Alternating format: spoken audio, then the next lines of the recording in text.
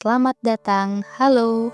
Kali ini kita akan membahas tentang pembentukan BLUD. Apa kalian tahu apa itu BLUD? Bagaimana cara membentuknya? Temukan jawabannya dalam video ini. Kita akan bahas tuntas langkah-langkah pembentukan BLUD sesuai Permendagri nomor 79 tahun 2018. BLUD adalah Badan Layanan Umum Daerah, yaitu unit kerja di bawah OPD yang diberi fleksibilitas pengelolaan keuangan agar lebih responsif terhadap kebutuhan masyarakat. Apa tujuannya?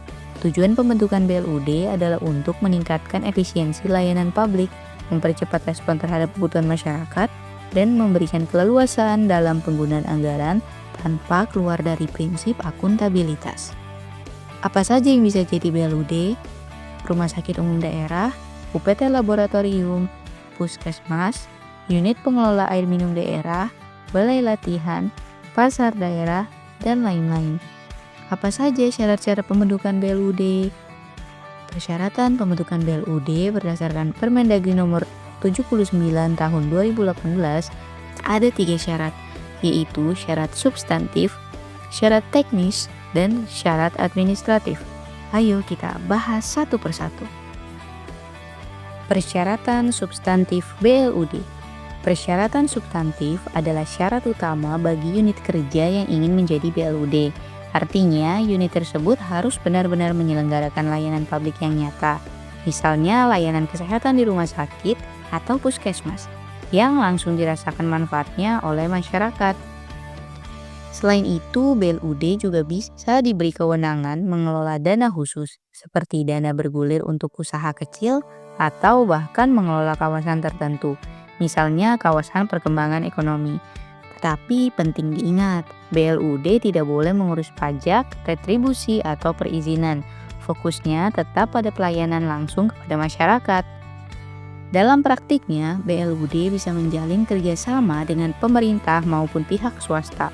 Selama sesuai dengan prinsip bisnis yang sehat, kerjasama ini justru membantu meningkatkan kualitas dan keberlanjutan layanan publik. Persyaratan teknis BLUD. Persyaratan teknis BLUD terpenuhi jika unit pelayanan mampu memberikan layanan yang lebih layak dan meningkatkan pencapaian target kinerjanya. Selain itu, unit juga harus berpotensi memperbaiki kualitas layanan kepada masyarakat sekaligus mendukung perbaikan keuangan daerah.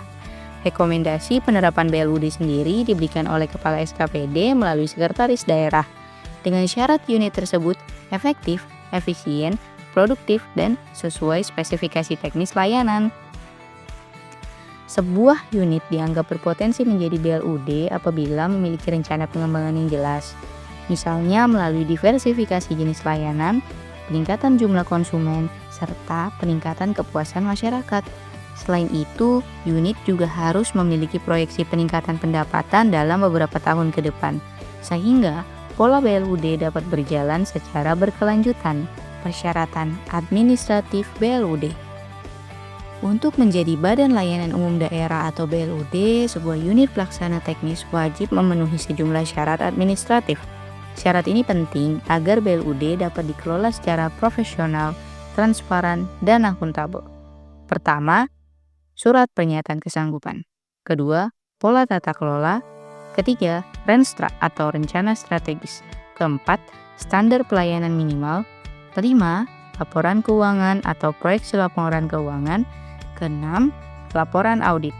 Mari kita bahas satu persatu. Pertama, ada surat pernyataan kesanggupan untuk meningkatkan kinerja. Dokumen ini berupa surat resmi dari pimpinan unit pelaksana teknis dinas UPTD atau badan daerah. Isinya adalah komitmen tertulis bahwa unit kerja bersedia dan mampu meningkatkan kinerja pelayanan publik. Biasanya membuat indikator yang akan dicapai, target peningkatan mutu layanan, serta kesanggupan untuk melakukan evaluasi dan perbaikan berkelanjutan. Berikut ini adalah template surat pernyataan kesanggupan. Kedua, pola tata kelola. Dokumen ini menjelaskan bagaimana unit kerja dikelola, mulai dari struktur organisasi, mekanisme pengambilan keputusan, alur koordinasi internal dan eksternal, sistem pengawasan dan evaluasi kinerja. Pola tata kelola ini penting untuk memastikan transparansi, akuntabilitas, dan efektivitas organisasi. Berikut ini adalah template dokumen pola tata kelola. Ketiga, Renstra atau Rencana Strategis. Renstra adalah dokumen perencanaan 5 tahunan yang mempertimbangkan sumber daya dan target kinerja dengan pendekatan analisis bisnis dan ditetapkan oleh kepala daerah. Renstra BLUD merupakan bagian dari Renstra SKPD atau Satuan Kerja Perangkat Daerah induknya. Di dalamnya ada 4 hal utama: pengembangan layanan, strategi dan arah kebijakan, program serta kegiatan, dan rencana keuangan. Berikut ini adalah template dokumen rencana strategis. Keempat, standar pelayanan minimal atau SPM. SPM adalah batas minimal mutu layanan dasar yang harus dipenuhi BLUD. Standar ini menjamin layanan tetap tersedia, terjangkau, merata, setara, mudah diakses, dan berkualitas. SPM adalah dokumen yang menetapkan tingkat pelayanan minimum yang wajib diberikan kepada masyarakat.